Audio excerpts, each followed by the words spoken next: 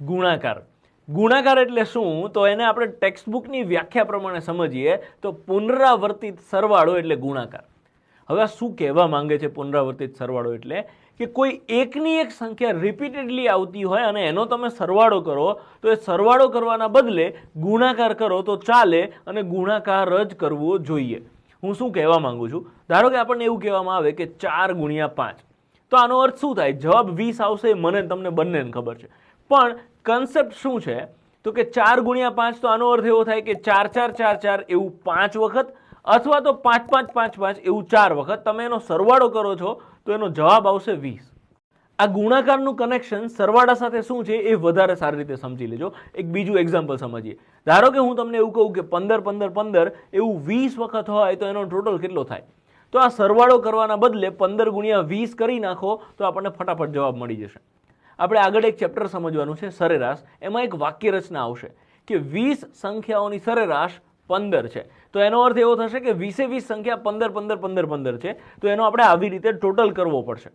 તો ટોટલ કરવાના બદલે ડાયરેક્ટ 15 ગુણ્યા 20 કરીને એનો જવાબ લઈ દો તો એ આપણને વધારે ઇઝી પડશે. ગુણાકારના બીજા કેટલાક એક્ઝામ્પલ સમજી લઈએ.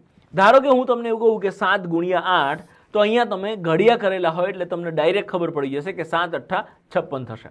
અહીંયા તો બંને આંકડા સિંગલ ડિજિટમાં હતા. ધારો કે ઉપરનો આંકડો ડબલ ડિજિટનો હોય, હું તમને એવું કહું કે 12 ગુણ્યા 8, તો શું 12 8 96, એમાં શું?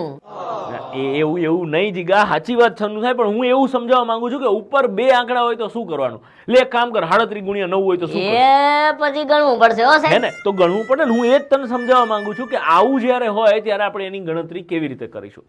તો હવે એ સમજી લઈએ કે ઉપર એક કરતા વધારે આંકડા હોય તો શું કરવાનું.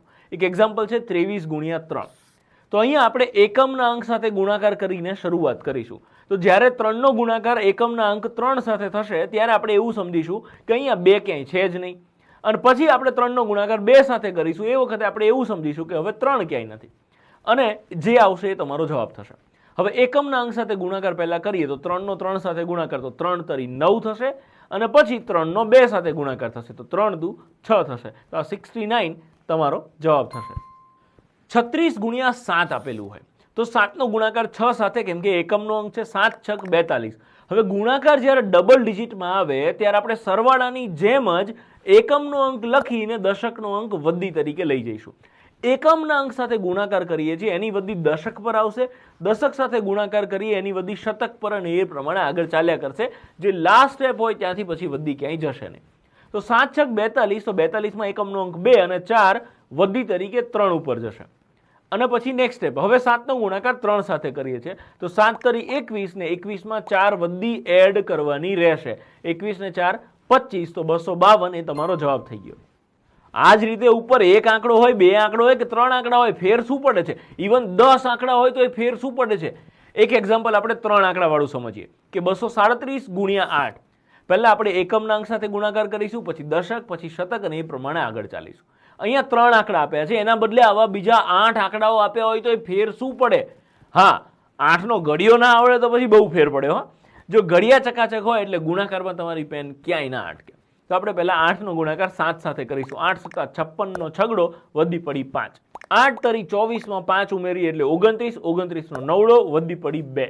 8 દુ 16 ને વધી 2 એડ કરી એટલે 16 ને 2 18. હવે કોઈ આગળ આંકડો નથી એટલે વધી આગળ લઈ જવાની જરૂર નથી. 1896 એ તમારો જવાબ થશે. નેક્સ્ટ એક્ઝામ્પલ સમજી લઈએ. અને ગુણાકારમાં 0 ક્યાંય આવે તો શું કરીશું? 9503 ગુણ્યા 2.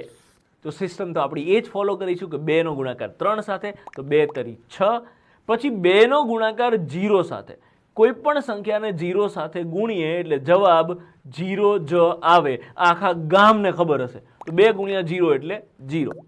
એના પછી 2 નો ગુણાકાર 5 સાથે, તો 2 5 10 ની 0 વધી પડી 1. 2 9 18 ને 1 19, તો 19006 એ તમારો જવાબ થઈ ગયો. અહીંયા ખાલી એક જ વસ્તુનું ધ્યાન રાખીશું કે કોઈ પણ સંખ્યાનો 0 સાથે ગુણાકાર કરો તો જવાબ 0 જ આવે.